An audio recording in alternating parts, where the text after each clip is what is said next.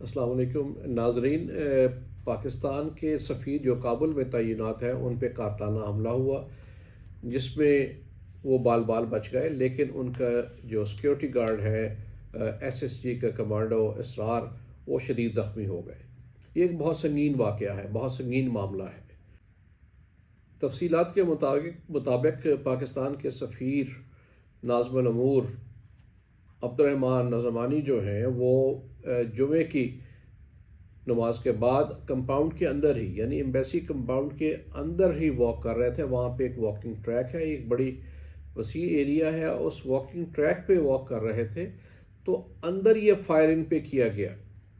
اور جس سے وہ بچ گئے، لیکن ان کے گارڈ کو سینے پہ 3 گولیاں لگیں جو ان کو فوری طور پہ پشاور منتقل کر دیا گیا طبی امداد کے لیے۔ اور سورسز کے مطابق یہ فائر، آپ یہ دیکھیں پہلے تو تصویر کہ یہ جو کمپاؤنڈ ہے جہاں پہ اندرونی حصہ آپ کو نظر آ رہا ہے، اور اس کے ساتھ آپ دیکھیں کہ ساتھ ہی اونچی عمارات ہیں، بلند عمارات ہیں، اور ان عمارتوں سے ہی فائر کیا گیا۔ اور سورسز کا کہنا ہے کہ بیک وقت 2 جگہوں سے یہ فائر ہوئے ہیں، اور اس کی تفصیلات تو بعد میں آئیں گی، لیکن انیشل خبر یہی ہے کہ 2 طرف سے فائر آئے ہیں۔ تاہم جو سفیر تھے وہ بچ گئے اور گارڈ شدید زخمی ہو گیا۔ اگرچہ اس کے پچھلی طرف اونچے پہاڑ بھی ہیں لیکن وہ دور ہیں، لیکن زیادہ خیال یہی ہے کہ ان عمارات سے فائرنگ کی گئی۔ آپ اس کی تصویر دوبارہ دیکھیے، اونچی بلڈنگز ہیں اور بالکل کمپاؤنڈ کے اندر ان کا فائر آرام سے آ سکتا ہے۔ اس واقعے پہ پاکستان نے شدید احتجاج کیا، اور جو افغانستان کے سفیر ہیں پاکستان میں، ان کو بلایا گیا وزارت خارجہ کے دفتر میں اور پروٹیسٹ کیا گیا، شدید احتجاج کیا گیا۔ اس پہ جو ایکٹنگ وزیر خارجہ ہیں افغانستان کے امیر متقی، انہوں نے پاکستان کے وزیر خارجہ بلاول بھٹو کو فون کر کے اس پہ افسوس کا اظہار کیا اور شدید مذمت کی، اور یقین دہانی کرائی کہ ملزمان کو جلد پکڑا جائے گا، جس پہ وزیر خارجہ نے ان کا شکریہ ادا کیا۔ فوری بعد ایک خبر آئی کہ ایک ملزم گرفتار کیا گیا ہے، اور یہ بھی کہا گیا کہ انہی بلڈنگ سے یہ گرفتار کیا گیا ہے، وہاں سے یہ دوڑنے کی کوشش کر رہا تھا۔ بہرحال اس خبر میں کوئی خاص صداقت نہیں لگتی، لیکن اصل پہلو سوچنے کا یہ ہے کہ کون لوگ ہو سکتے ہیں، کون سے عناصر ہو سکتے ہیں اس حملے کے پیچھے۔ نمبر 1 تو تحریک طالبان پاکستان، نمبر 2 داعش اور القاعدہ، یا داعش یا القاعدہ، اور تیسرا جو ہے افغان طالبان کے اندر پاکستان مخالف عناصر۔ جو پہلا ہے تحریک طالبان پاکستان، اس میں تو کوئی شک شبے کی بات نہیں کہ پاکستان کے ساتھ وہ جس طرح کے ان کے تعلقات ہیں، اور ابھی انہوں نے حال میں ہی جو مذاکرات کے بعد ایک ٹروس تھا یا سیز فائر تھا وہ ختم کرنے کا اعلان کیا۔ آپ یہ دیکھیے کہ ان کے اپنے بیان کے مطابق پاکستان میں نومبر کے مہینے میں ہی انہوں نے 49 حملے کیے مختلف علاقوں میں، خاص طور پہ KP اور بلوچستان کے علاقے میں۔ یعنی سیز فائر کو ختم کرنے سے پہلے بھی ان کا کام جاری تھا، اور فورسز پہ اور باقی پولیس وغیرہ پہ حملے ان کے جاری تھے۔ تو ان کی بہت بڑی پریزنس بھی ہے افغانستان میں۔ پیچھے مذاکرات کی کوشش ہوتی رہی ان کے ساتھ، اور لیکن ان کے 2 مطالبات بڑے ناقابل قبول تھے۔ ایک تو یہ کہ ان کو مسلح واپس آنے دیا جائے، اور دوسرا جو فاٹا ہے ٹرائبل ایریا ہے، قبائلی علاقہ جس کو KP صوبے میں ضم کیا گیا تھا، اس کو واپس اس کا تشخص بحال کیا جائے۔ تو ظاہر ہے کہ یہ دونوں چیزیں قابل قبول نہیں تھیں، لیکن ایک ڈیولپمنٹ تو ہوئی کہ بہت لوگ ان میں سے واپس سوات میں اور وزیرستان میں آ کے بسے، جنہوں نے وہاں پہ کارروائی بھی شروع کی، جس پہ علاقے کے لوگ سراپا احتجاج بن گئے۔ خاص طور پہ سوات کے لوگوں نے اس پہ بہت بڑے بڑے جلسے جلوس کیے اور احتجاج کیا کہ ان لوگوں کو یہ عجیب پرسرار طریقے سے یہ واپس لایا گیا۔ تو اس میں تو ہم پہلے سے کہتے رہے کہ جو بھی مذاکرات ہوں، جو اس کے نتیجے بات ہو، اس میں ایک شفافیت ہونی چاہیے۔ بہرحال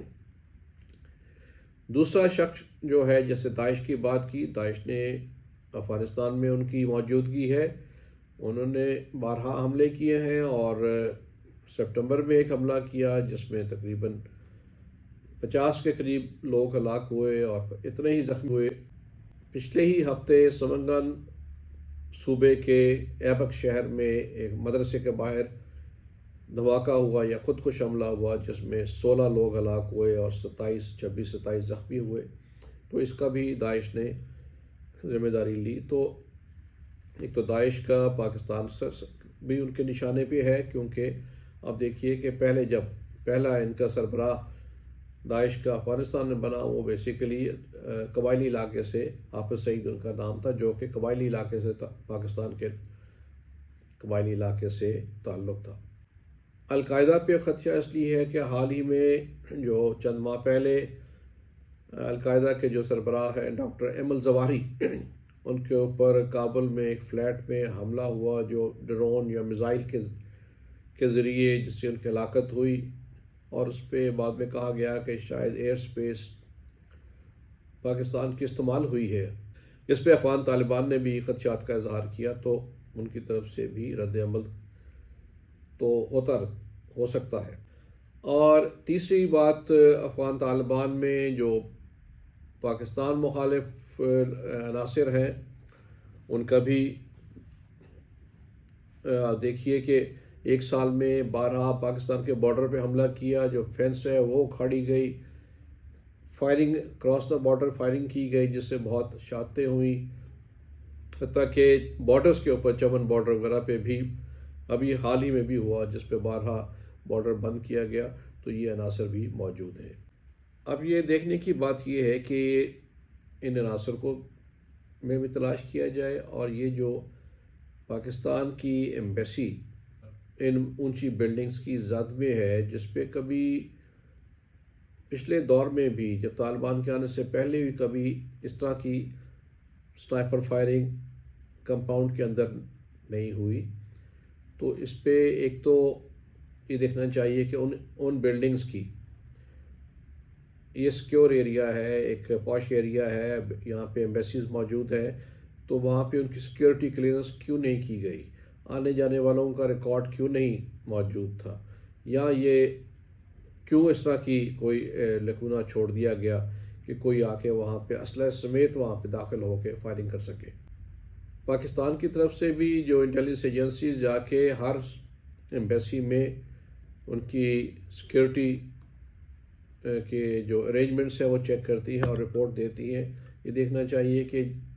اس کابل ایمبیسی کی کب سیکیورٹی کی گئی اور اس میں کیا سفارشات تھیں، ان پہ عمل کیا گیا کہ نہیں۔ تیسرا یہ کہ کیا اس کے حملے سے پہلے کوئی پاکستان کے پاس یا افغانستان گورنمنٹ کے پاس کوئی انٹیلیجنس رپورٹ تھی کہ ایسا حملہ اس کے اوپر ہو سکتا ہے؟ اگر تو یہ ایسی رپورٹ بھی نہیں تھی تو پھر یہ انٹیلیجنس کی بہت بڑی ناکامی ہے۔ اگرچہ اب افغان حکومت نے یقین دلایا ہے کہ انہوں نے سیکیورٹی بڑھا دی ہے، حتیٰ کہ جو کانسولیٹس ہیں پاکستان کی قندھار میں اور جلال آباد میں اور ہرات میں اور مزار شریف میں، ان چاروں پہ بھی سیکیورٹی بڑھا دی گئی ہے۔ تو بہتر یہ ہے کہ جو ٹیم وہاں پہ اس وقت انویسٹیگیٹ کر رہی ہے، اگر پاکستان کو بھی ساتھ شامل کریں اور یہ ایک ایفرٹ کی جائے مل کے، تو امید ہے کہ جلد ہی عناصر جو ہیں ڈھونڈے جا سکتے ہیں جو اس حملے میں ملوث تھے، اور ان کو فوری طور پہ قابو کیا جا سکتا ہے۔ اس طرح ہی مزید جو پاکستان کی وہاں پہ کانسولیٹ اور ایمبیسی اور ان کے سٹاف کو خطرات ہیں، ان سے بچا جا سکتا ہے۔ شکریہ۔